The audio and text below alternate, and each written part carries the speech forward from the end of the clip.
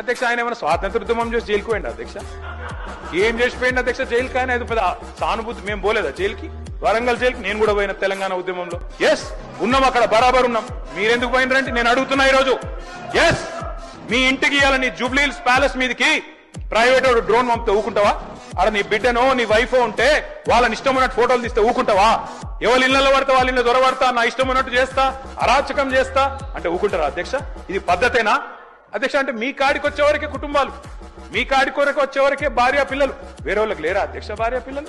మీరు ఆనాడు ఇష్టం ఉన్నట్టు మాట్లాడినప్పుడు, లేని రంకులు అంటగట్టినప్పుడు, ఇష్టం ఉన్న సంబంధాలు మాట్లాడినప్పుడు ఆ రోజు లేవా నీతులు? చివరికి మా ఇంట్లో పిల్లల్ని కూడా తిట్టింది మీరు కాదా?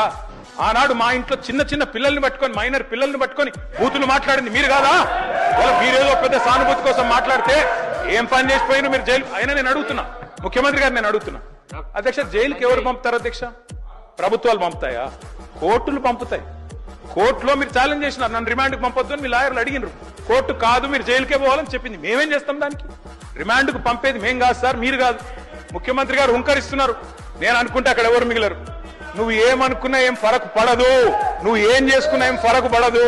నువ్వు అనుకుంటున్నావేమో పదవి శాశ్వతం, అధికారం శాశ్వతం, ఏది శాశ్వతం